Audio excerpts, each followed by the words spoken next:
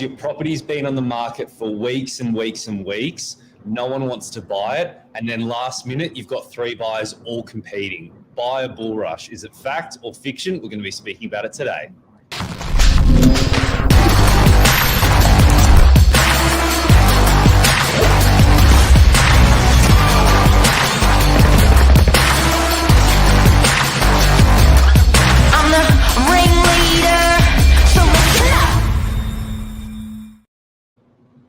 Good morning.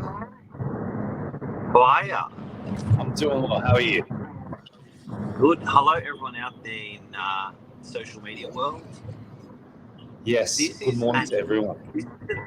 This is an interesting topic. I was talking with a client yesterday, and he's buying up the coast. He's like, mate, this is crap. He said the property's been on the market for like 16 weeks, 15 weeks, whatever it has. Now the agent's got 3 buyers on it. I've put my offer in like 2 days ago. Now there's 3 buyers on it, including me. He said, Is it true? Is it not true? How does it happen? And we just wanted to break that down to understand, is it happening? You know, is it real? And just to run through it. It's weird. It's really strange, and it can come across a little bit very strange to a buyer, especially when you've seen a property sit in the market for a very long time. Now the agent's all of a sudden telling you there's multiple buyers on it, and you're like, it doesn't really stack up. If people didn't want it 3 weeks ago, then why is there all of a sudden multiple people on it now? And look, the bottom line is when you're selling a property, it's not that straightforward. Just because a property's online with a particular price at a particular time does not mean that in the market there's going to be the perfect buyers all lined up straight away, especially in the market we've seen at the moment where it's so choppy. It really depends. It depends if that right person walks through. And it's uncanny, isn't it, Mark? Because the right people always seem to come together at the same time. It really does happen from the agent's perspective. I know from a buyer's perspective, I went to buy something and property was sitting around for a while, made an offer. I got the final call from the real estate agent, and I was like, yeah, and he's like, you know what, I can't tell you the price. And it's like, just tell me what the other offer is. And agents generally won't and don't.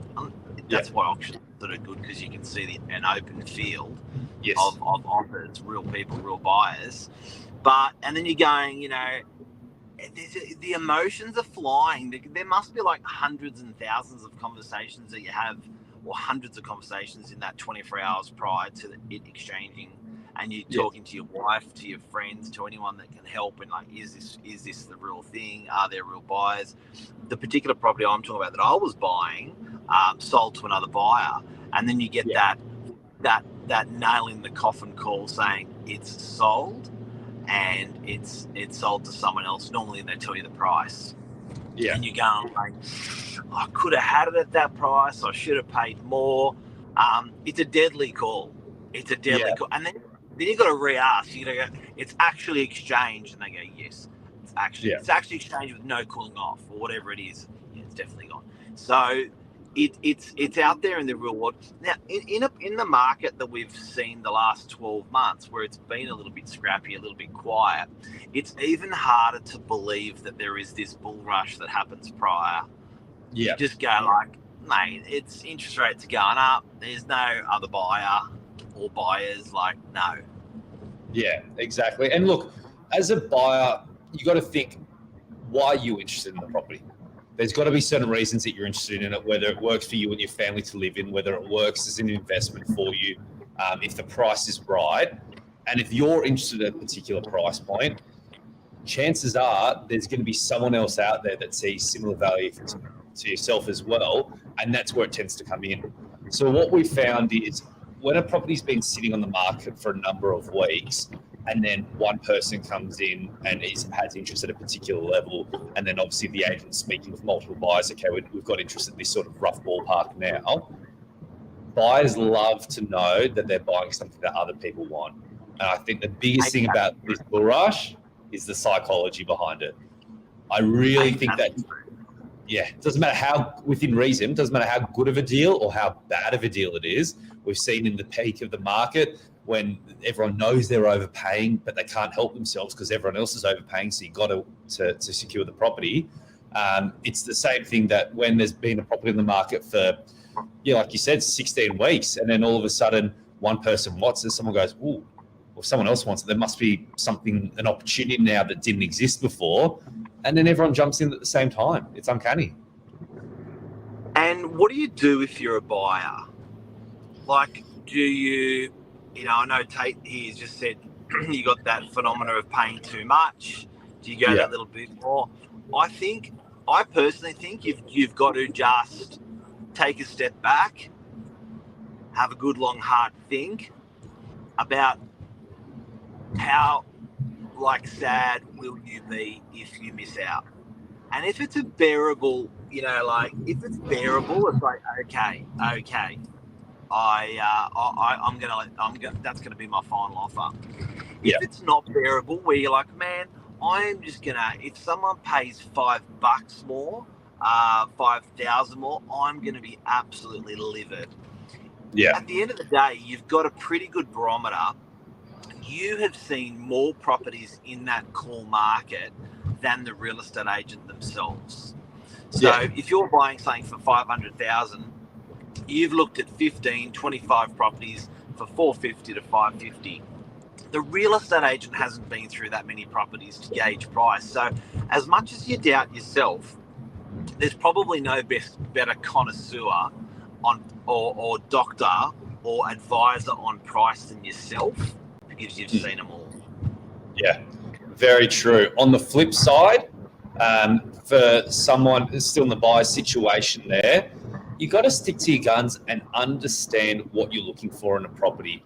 And this is my opinion of it, don't fall into the sheep mentality with it. Of course, when you're in the situation where there's a couple of other people, follow exactly what Mark said there. But I find a lot of buyers, when they know that no one else is on the property and they're the only one on the property, they go, ooh, there must be something wrong with it. And they will wait weeks and weeks and weeks until there are multiple other buyers in the property, and then they'll jump in last minute and then they'll have to pay more. So I really think you got to stick to your guns, know what you're looking for in a property. Like you said, Mark, the majority of these buyers have seen more properties of that exact property type than the agent themselves over that past, let's say, 4-week period. You know what you're looking for, and especially if you've got the right people advising you as well. You know what to look for in strata, you know what you're looking for in the property. And if it ticks the boxes, why are you waiting for someone else to come in and start competing against you before you decide to finally buy it? It's that safety I think people get in numbers, knowing that if someone else wants it, then it can't be that bad. But you really got to be, I guess, it sounds a little bit airy-fairy, but true to yourself in terms of knowing exactly what you want. And if it's there and no one else wants to buy it at the time, count your lucky stars, negotiate, and see if you can secure it. Waiting around for someone else, literally, especially when it ticks all your boxes, is just asking to pay more.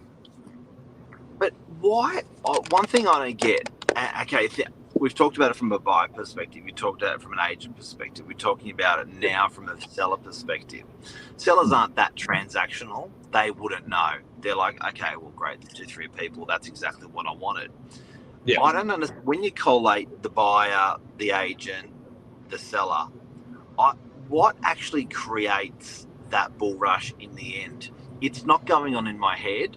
I've done enough sales to know. Yeah. What creates that? It's the weirdest thing. And it's real. When it's real, it's real. Sometimes it's not. Sometimes there may be one buyer and a bunch of buyers that aren't, up there in price. Yeah. That fear of missing out. Like, is it because it's Michael, we shake our heads every time. We still do. Yeah. It's the perception of value. That's my answer to it. What if you can't measure? How do you decide what to pay, guys? Great question. When you've got a property like that, they're a unique property, everyone's going to have their own way of working out the value with it. Some people are going to work on this formula, other people are going to work on that formula.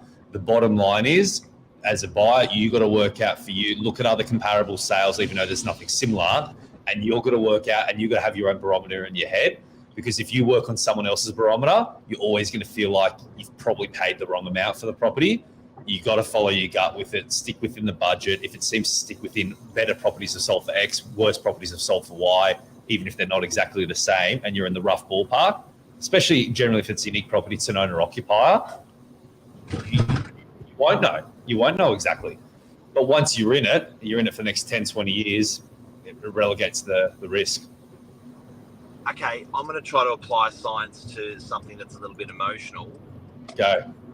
Across the buyer, across the seller, across the real estate agent, why does this happen?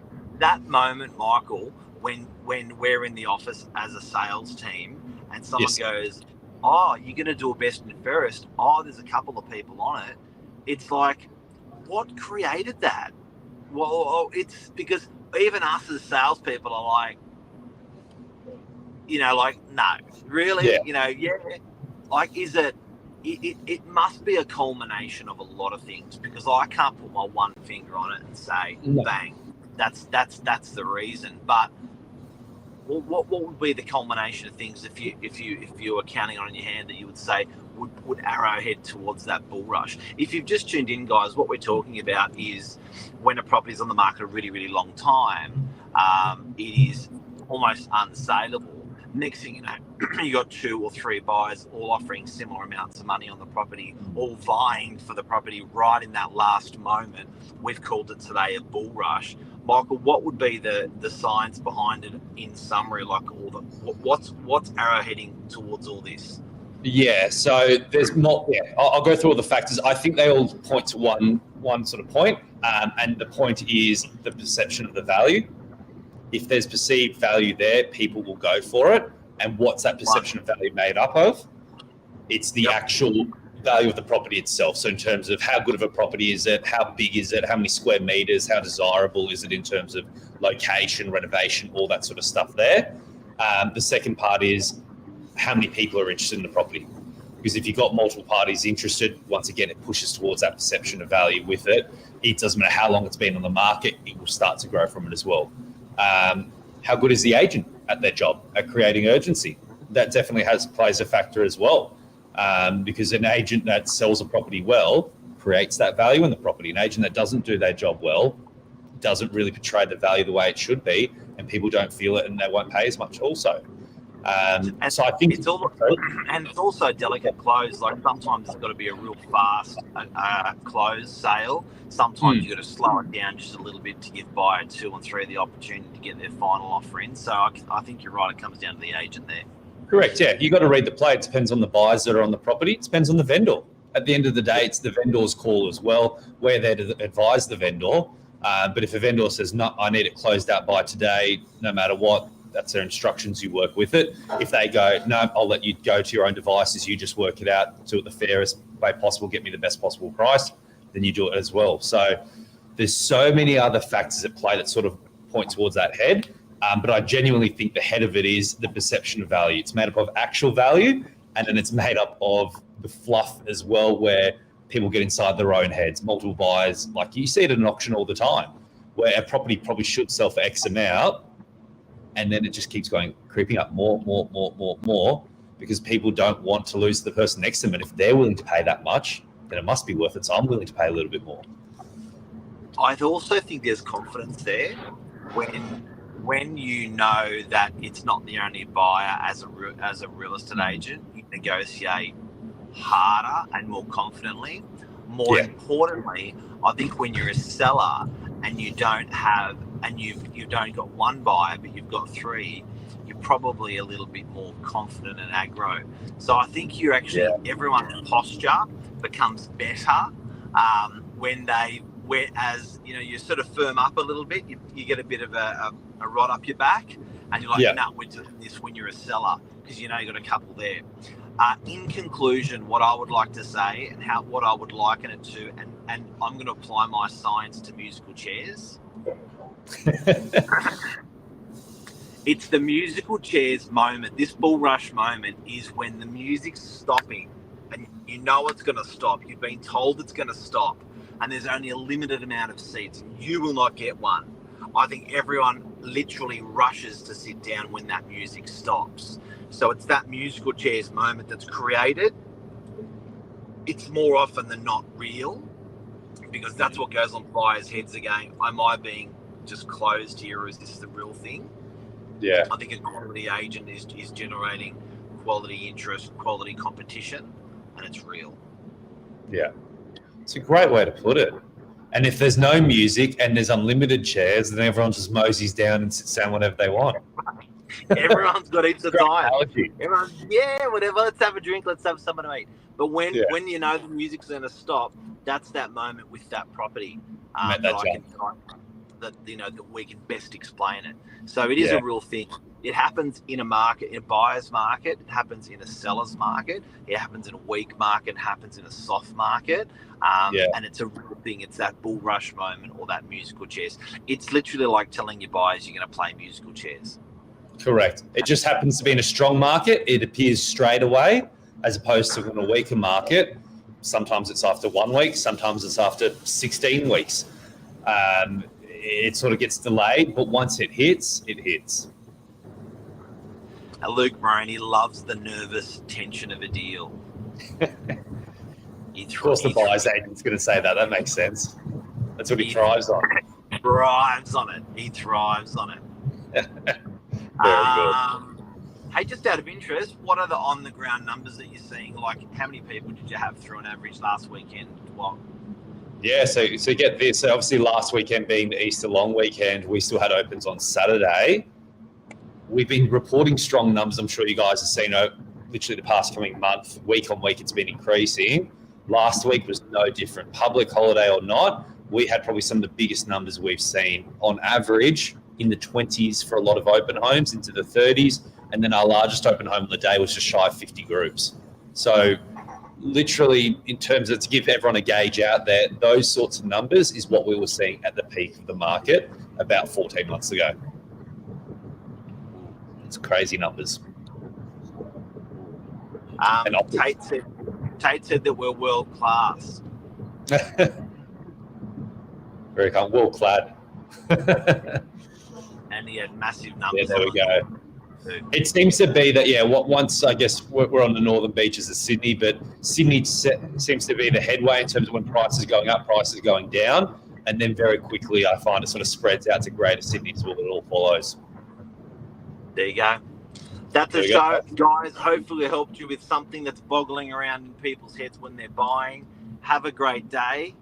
Anything else to say, Mr. SILJIC? That's it. Thank you, guys. Thanks, Mark. Cheers. Love you. See you. Bye.